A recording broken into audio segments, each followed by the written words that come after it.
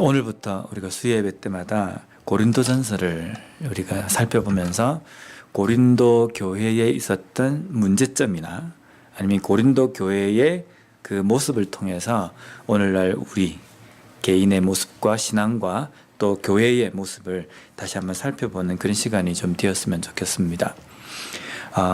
제가 가끔 이 콜로라도에서 운전을 하면서 제 마음속에 자주 이렇게 나오는 말이 뭐냐면요. 야, 콜로라도 사람들은 운전하는 게 한국 사람하고 참 비슷하다라고 이렇게 생각이 듭니다. 한국 중에서도 제가 살고 있는 그 부산이 운전이 터프하기로 유명합니다. 그래서 어떤 말이 있냐면 부산에서 운전을 하면 전 세계 어디에 갖다 놔도 운전을 잘한다. 그 부산 출신이 저입니다. 근데 가끔 운전을 하다 보면 야, 여기에 운전하는 이 콜로라도 사람들은 부산 사람들과 참 많이 닮았구나라는 이렇게 이야기가 이 생각이 들 때가 있습니다. 근데 여기 보면은 부산 사람 같이 운전한다, 부산 사람 같다라는 이 말 뜻에는 부산 사람들처럼 운전이 터프하다라는 이 의미거든요. 그래서 어느 순간인가 부산 사람 이러면 터프한 운전사들, 운전을 아주 거칠게 하는 사람들, 이렇게 상징이 되어졌습니다. 고린도 교회에도 그런 말을 듣는 그 상황들이 있었습니다. 이 고린도라는 이 지역에 사는 사람들이 어떤 삶을 살았느냐면요. 이 당시 소아시아 지역에서 어떤 유행어가 있었냐면, 야, 저 사람은 고린도 사람 같다. 저 지역은 고린도화 되어 간다. 이런 표현이 있었습니다. 이게 무슨 뜻이냐면, 저 사람은 참 고린도 사람 같다라는 것은요, 성적으로 참 타락한 사람이라는 것을 이야기할 때 그렇게 이야기하는 겁니다. 저 지역은 참 고린도화 되어 간다라는 이 의미는 저 지역이 점점 성적으로 문란한 지역이 되어 가고 있다라는 표현이 그게 담겨 있습니다. 고린도 지역이라는 것이 당시 소아시아 지역에 사는 모든 사람들의 생각 속에 고린도에 살고 있는 사람, 고린도 지역은 성적으로 문란하고 도덕적으로 아주 그냥 개방적인 사람이라는 대표적인 그런 생각들이 있었습니다. 왜 고린도가 그런 이야기를 들을 수밖에 없냐면요. 고린도라는 이 지역이 해변가에 있습니다. 그래서 항구가 아주 큰 항구가 두 개가 있었습니다. 근데 이 항구 둘 다가 상업적으로 아주 중요한 위치에 있는 항구였습니다. 그래서 이 물품들이 그 세계 각지에서 그 소아시아 쪽으로 이제 그 땅으로 무트로 대륙으로 이렇게 올라가기 위해서는 반드시 이 고린도에 있는 이 두 항구를 거쳐야만 했습니다. 그러니까 고린도에 있는 이 항구에 가면요, 저는 가보진 않았지만 문헌에 따르면 그 고린도에 있는 그 항구에는요, 항상 복잡하고 사람들도 많고 물건들도 많기 때문에 상업적으로 많은 것이 통용이 되고 그랬습니다. 그러면 세계 각지에서 사람들이 오기 때문에 물건들도 많고 여러 가지 물자들도 많지만 또 한 가지가 있는 게 뭐냐면 세계 각지에 있는 철학 사상들이나 이런 것들이 이렇게 집결되는 장소이게 됐습니다. 그러니까 고린도에는 물질적으로도 그렇고 또 사상이나 관념적으로도 보면 다양한 생각들과 다양한 철학들이 넘쳐나는 곳이었습니다. 다양한 철학들이 넘쳐난다라는 이 의미는 또 어떤 의미가 있냐면 그 철학과 결부되어 있는 우상을 섬기는 문화들도 가득했다는 겁니다. 그래서 이 고린도라는 이 지역에만 12개의 우상신전이 있었습니다. 12개 우상신전이면 대단하거든요. 12개라는 우상신전이 있고 또 그 12개라는 우상신전이 있기 때문에 그 우상에 대한 사상과 이런 것들이 사람들 사이에서 아주 공공연하게 이야기되어지고 막 그렇게 때로는 그 종교적으로나 아니면은 철학적으로 여러 가지 논쟁을 벌이기나 이런 것들도 참 자주 있었습니다. 그러니까 우상을 섬기는 이러한 것들이 있고 물질적으로도 풍요롭고 또 여러 가지 사상이나 이런 것들이 다양하게 섞여 있기 때문에 또 여기에는 이 우상과 결부되어 있는 성적으로 타락한 도시였습니다. 주로 이 항구 지역에 보면 사창가나 이런 것들이 많이 있지 않습니까?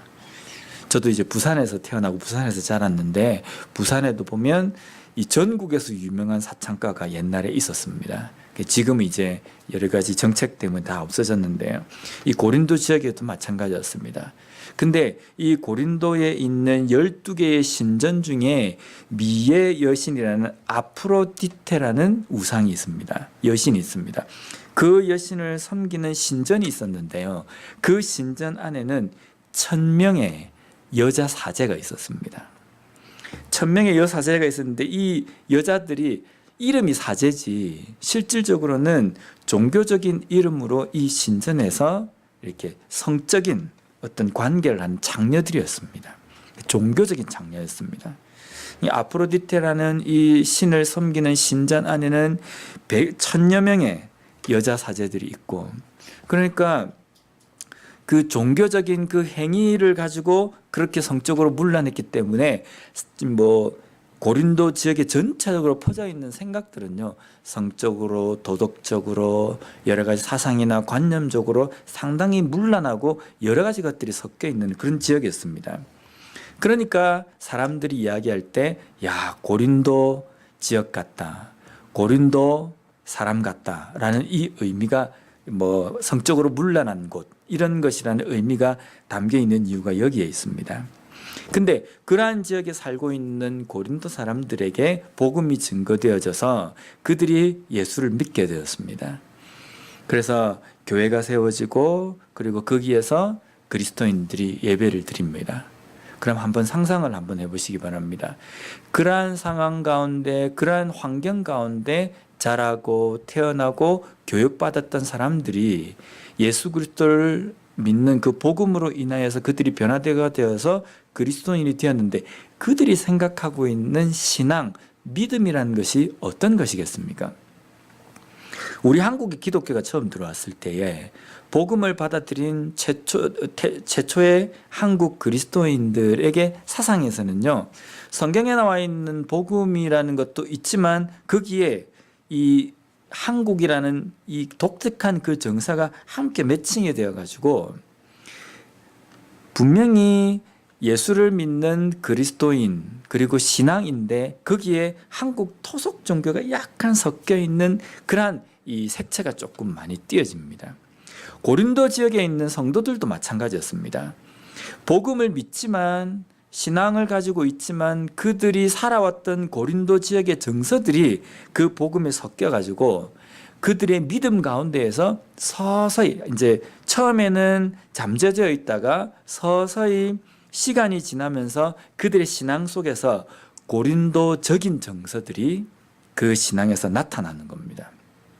그래서 어떤 그 현상이 일어나냐면, 교회 안에서도 복음이 있는데 그 복음이 아주 이상한 생각들과 매칭이 되어 가지고 이게 변질이 되는, 그래서 복음이 아닌 것이 복음인 것처럼 전해지기도 하고, 또 심지어는 우상을 섬기는 어떤 습성과 습관들이 이 교회 안에 들어오게 되는 겁니다.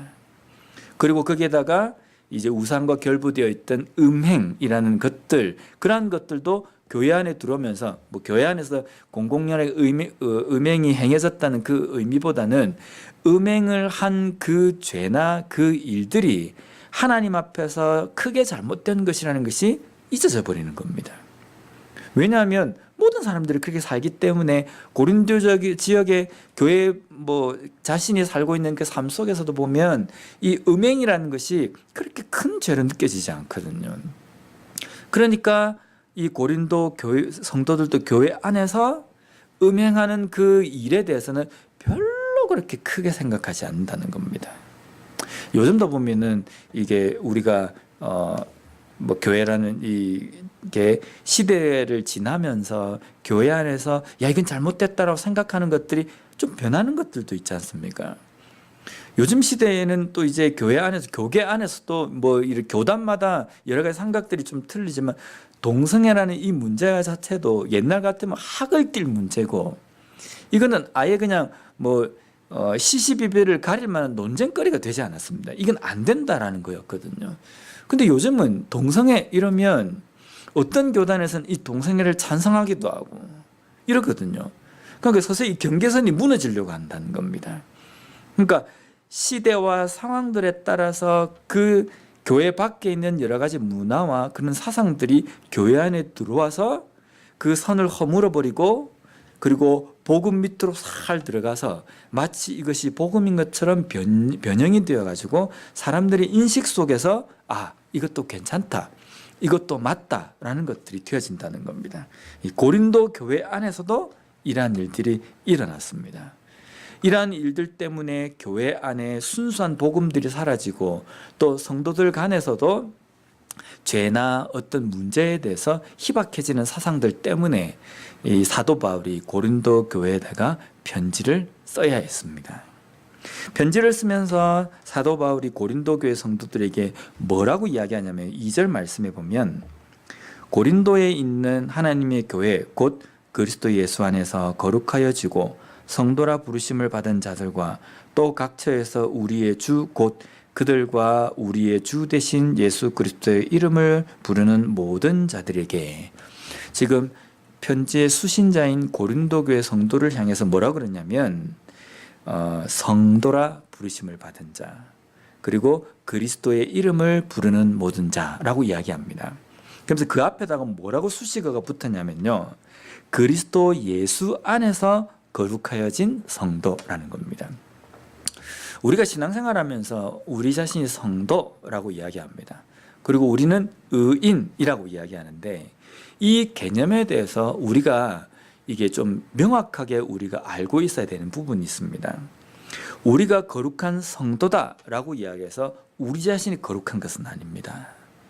우리가 성도이지만, 거룩한 백성이지만, 우리가 우리의 삶에서 100% 완벽하게 거룩한 삶을 살지 않습니다. 우리가 예수 그리스도를 믿는 그리스도인이고 성도이지만 우리의 삶을 보면요, 하나님의 백성이 아닌 교회를 다니지 않는 사람들과 별반 다를 바 없는 삶을 살거든요. 그러면서도 우리는 성도라고 이야기하면서 우리 생각 속에 어떤 착각을 가지냐면 나는 거룩한 사람이라고 생각하는 겁니다. 그리고 우리는 의인이다 라고 이야기하는데 우리는 의인이 아닙니다. 죄인입니다. 죄인인데 우리를 의롭다고 하나님께서 칭해 주신 겁니다. 그래서 우리가 의인이라고 칭함을 받지만 우리는 여전히 죄인이거든요. 근데 그렇다면 왜 우리가 성도이고 의인이라고 칭함을 받을 수 있느냐? 이유는 예수 그리스도 때문입니다. 예수 그리스도 때문에 우리가 거룩하여진 것이고, 예수 그리스도 때문에 우리가 의인이라고 칭함을 받게 되는 겁니다. 그래서 예수 그리스도께서 우리를 거룩하게 하신 것, 그리고 우리를 의롭다라고 이야기하신 것, 그것은 완벽한 겁니다. 그런데 의롭다라고 칭함을 받고 성도라고 칭함을 받는 우리는 여전히 완벽하게 거룩해진 것도 아니고 완벽하게 의로워진 것도 아닙니다. 왜 이것이 우리에게 중요하냐면요, 그렇기 때문에 우리가 예수를 믿고 난 다음에도 구원받은 백성으로서도 성도라고 이름을 얻게 되고, 그리고 의롭다라고 칭함을 받게 된 그 이후에도 무엇을 해야 합니까? 성도 그리고 의인이라는 그 삶의 표대를 향해서 끊임없이 달려가야 된다는 겁니다. 우리가 나는 이제 거룩한 성도가 되었다, 그래서 우리는 더 이상 신경 쓰지 않아도 나는 성도로서 이 땅의 삶을 살아간다, 착각이거든요. 내가 의롭다 칭함을 받았다, 그래서 나는 의인이다, 그래서 아무런 신경을 쓰지 않아도 나는 죽을 때까지 의인으로 내가 살다가 마지막에도 내가 의인으로 천국에 입성한다, 이건 우리의 착각이거든요. 왜냐하면 우리가 성도이고 의롭다라고 칭함을 받은 의인이면서도 불구하고 성경에서는 우리에게 뭐라 그러냐면요, 성도라는 그 이름에 맞는 합당한 삶을 살아가라. 의인이라는 그 의인이라는 이름에 맞는 합당한 삶을 살아가라는 겁니다. 그러면서 사도 바울은 빌립보서 3장 13절과 14절에 뭐라고 이야기하냐면, 형제들아 나는 아직 내가 잡은 줄로 여기지 아니하고 오직 한 일, 즉 뒤에 있는 것은 잊어버리고 앞에 있는 것을 잡으려고 표대를 향하여 그리스도 예수 안에서 하나님이 위에서 부르신 부름의 상을 위하여 달려가노라. 여기 보면 사도 바울은 내가 잡은 줄로 여기지 아니하고 잡으려고 달려간다고 이야기하거든요. 그래서 우리는 내가 성도이고 의롭다라고 칭함을 받은 의인이지만 우리는 잡은 줄로 생각하지 않고 완벽하게 완성되었다라고 생각하지 않고 나는 부족하기 때문에 끝까지 그 성도라는 그 표대와 그리고 의인이라는 그 표대를 잡으려고 계속적으로 달려가야 된다는 겁니다.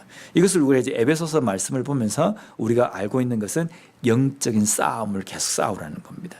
영적인 군사로서 하나님의 전신갑주를 입고 싸워야 된다는 겁니다. 그런데 많은 그리스도인들의 생각 속에 나는 의롭게 되었구나, 나는 이제 완벽하구나 라는 생각을 딱 하는 순간 뭐가 일어나 버립니까? 더 이상 나는 뭐 신경 쓰지 않아도 된다라는 그런 나태함이 있고요.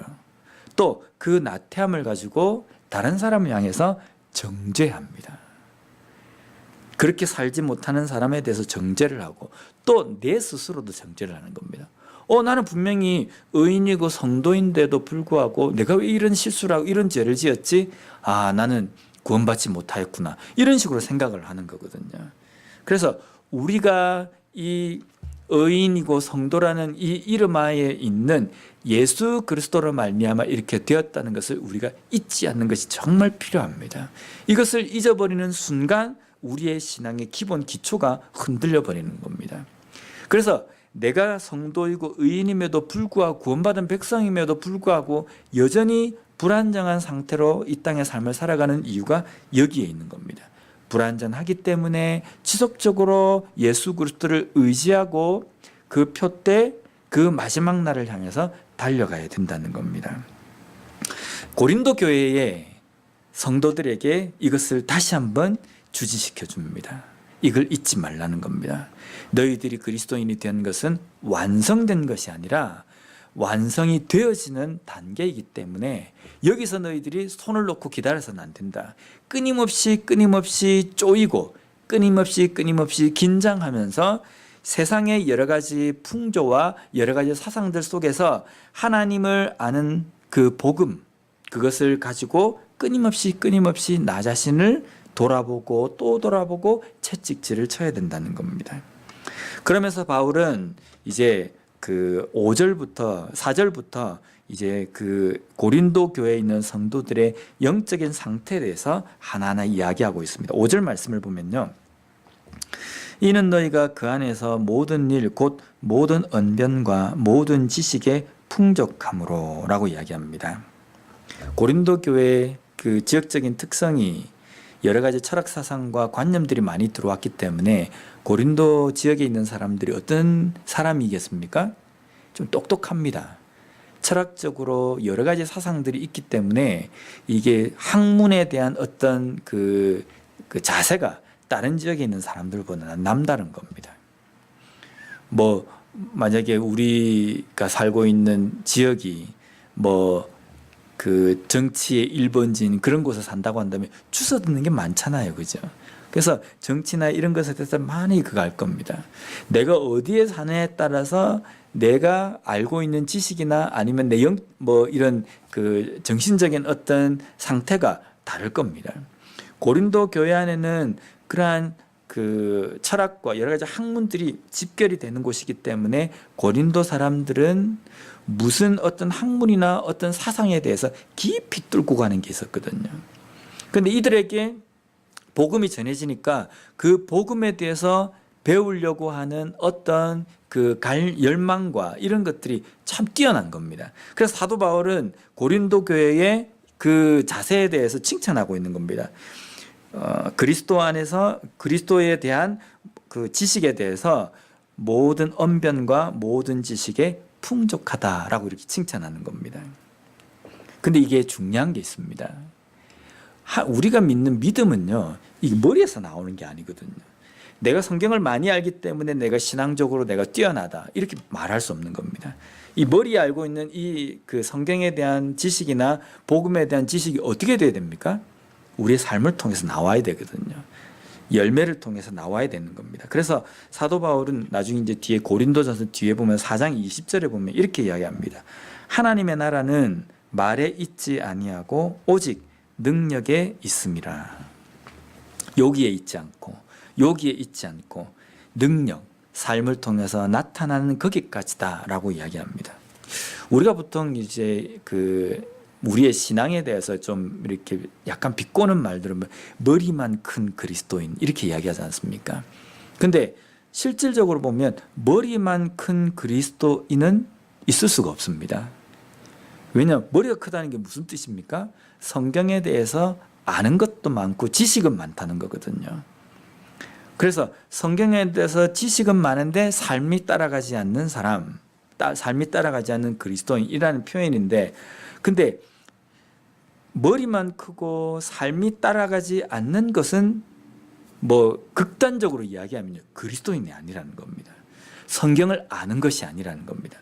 성경을 안다는 것은요, 요걸 알고 여기까지만 안다라고 표현하는 것이 아니라 성경을 안다, 믿음이 있다라는 것은 여기서부터 해서 삶까지 따라가는 것까지가 믿음이고 지식이라는 겁니다. 저 사람은 성경에 대한 지식이 아주 뛰어나다, 풍부하다라고 이야기하려고 하면요, 아는 것과 함께 삶의 열매를 맺는 것에 함께 동일하게 나갈 때, 저 사람은 신앙적인 지식과 믿음이 있구나라고 표현하는 겁니다. 그러니까 머리만 알고 그냥 성경을 지식적으로 아는 것은 성경을 안다라고 표현할 수 없다는 겁니다. 그것이 성경적인 관점입니다. 그리스도인이라고 이야기한다면 알고 있는 그 지식에 그치는 것이 아니라 삶에도 열매로서 드러나야 된다는 거거든요. 고린도 교회에다가 지금 이야기하는 것은 너희들이 성경에 대해서, 말씀에 대해서 아는 지식에 대해서는 너희들이 깊다라는 겁니다. 근데 그 깊음이 삶에서까지 나와야 된다라는 이야기를 지금 하고 싶은 겁니다. 그러면서 계속적으로 7절을 보면요, 너희가 모든 은사에 부족함이 없이 우리 주 예수 그리스도의 나타나심을 기다림이라. 여기 보면 은사라는 것은 두 가지 의미로 사용되어졌습니다.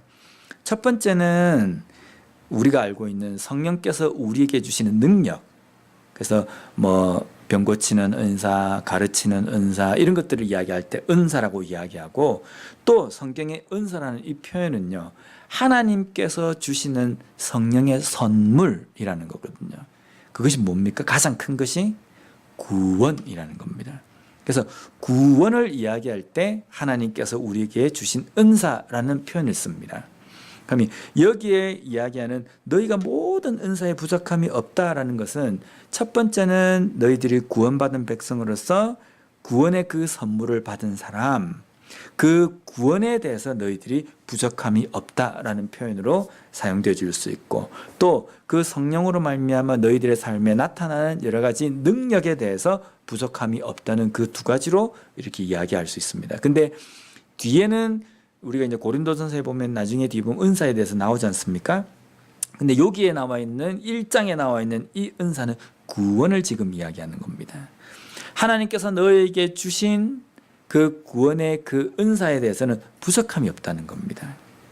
부족함이 없이 완벽한 구원을 너희들에게 주셨다는 겁니다. 그럼 요약을 해보면요, 고린도 교회 성도들이 예수 그리스도를 믿었다라는 그 믿음에 대해서는 하나님의 말씀을 통하여서 그들에게 온 구원이 완벽한 겁니다.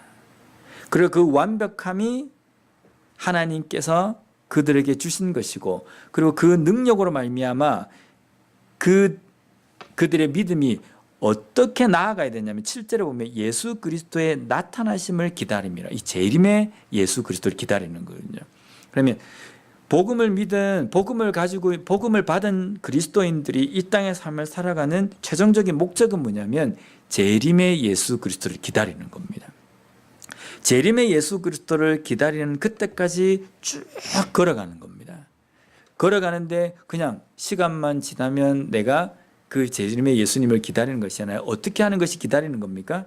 우리 에베소서에 누누이 이야기했던 것처럼 시간만 지나면, 가만히 있으면 시간이 지나서 예수님이 오실 때까지 오는 것이 아니라 재림의 예수를 기다린다라는 이 의미는 그 예수 그리스도가 오시기 전까지 우리가 아까 이야기했던 것처럼 성도 의인이라는 그 이름에 맞는 그런 삶을 살기 위해서 살아가는 겁니다. 그것을 영적 전쟁이라고 표현하는 것이고요. 그래서 우리가 예수 그리스도의 재림을 기다린다는 것은 성도로서 그리스도인으로서 우리가 영적인 전쟁을 끝까지 싸우며 나아가는 건데요. 그러면 모든 은사의 부족함이 없이 우리에게 주신 하나님께서 예수 그리스도의 나타나심까지 우리를 영적인 싸움을 싸우게 하시는데, 그 영적인 싸움도 우리가 싸우는 것이 아니라 하나님께서 우리로 하여금 싸우게 하신다라는 표현을 오늘 쓰고 있습니다. 그래서 8절 말씀에 보면 주께서 너희를 우리 주 예수 그리스도의 날에 책망할 것이 없는 자로 끝까지 견고하게 하시리라. 주님께서 오시는 마지막 때까지 하나님께서 우리로 하여금 이 영적 전쟁을 싸우게 하신다는 겁니다. 그렇기 때문에 우리는 우리의 삶에서 어떻게 하면 됩니까? 내가 결단을 잘해야 되겠구나. 내가 좀 각오를 열심히 해야 되겠다. 물론 그럴 것 필요합니다. 그런데 우리의 이 영적인 싸움은 전적으로 하나님의 중심이거든요. 하나님의 중심이기 때문에 내가 구원받은 백성이기 때문에 다 되었다는 것이 아니라 하나님께서 나로 하여금 이끄시고 나를 붙들고 가시는 그 믿부심이 내 삶 속에 나타나기 위해서 끊임없이 나 자신을 쳐서 복음 가운데로 복종시켜야 된다는 겁니다. 근데 이 말씀을 고린도 교회에 보내는 이 편지 서두에다가 하는 이유는 고린도 교회 성도들은 복음을 듣고 머리로 지식적으로 생각하고 입으로 말하는 것, 거기서 끝나고 삶을 통해서 나타나는 것에 대해서 약한 겁니다. 그렇기 때문에 세상적인 어떤 여러 가지 사상과 음행의 여러 가지 부분들이 교회 안에 들어와도 그것을 분별할 수 있는 분별력이 사라져버린 겁니다. 혼탁한 이 시대를 살아가는 성도인 우리에게도 오늘 이 말씀을 통해서 주시는 말씀은요, 우리가 이 땅 가운데서 그리스도인이 되었다, 그것도 끝나는 것이 아니라 끊임없이 나는 부족하기 때문에 그 복음을 붙들고 마지막 때까지 재림의 예수를 기다리면서 영적인 싸움을 싸워야 된다는 겁니다. 영적인 싸움을 싸우고 긴장해야지만이 세상의 여러 가지 풍조나 환경들 속에서 복음을 가지고 그것을 분별하며 어떤 것이 잘못된 것인지를 우리가 구분할 수 있는 겁니다. 만약에 그것이 없어져 버리면 내가 가지고 있는 그 복음이 변질이 되어버려서 이상한 것이 섞여서 나중에는 걷잡을 수 없이 되어버린다는 겁니다. 이 시대에 혼탁한 세상을 살아가면서 치열한 영적 전쟁을 싸우는 우리들입니다. 이 영적 전쟁은 휴전도 없습니다. 끝까지 치열한 전투입니다. 끝까지 치열한 전투를 우리는 싸워야 합니다. 피곤하겠구나 라고 생각이 들 수 있지만 그 싸움은 내가 싸우는 것이 아니라 나를 구원하여 주신 믿으신 하나님께서 우리에게 힘을 주시고 인도하시겠다는, 견고하게 지키시겠다는 약속을 우리에게 주셨기 때문에 그 하나님만 바라보고 붙들면서 나아가는 겁니다. 그래서 오늘도 우리의 삶에서 내가 하나님을 온전히 전적으로 신뢰하며 나아가는지, 우리 교회는 그 복음의 순수성을 우리가 바라보면서 끊임없이 영적 전쟁을 싸우고 있는지 다시 한번 돌아봄으로 말미암아 이 시대에 사도 바울이 고린도 교회에 이야기하는 것처럼 거룩한 백성으로서 성숙한 신앙인으로서 살아갈 수 있는 우리가 되었으면 좋겠습니다. 기도하겠습니다.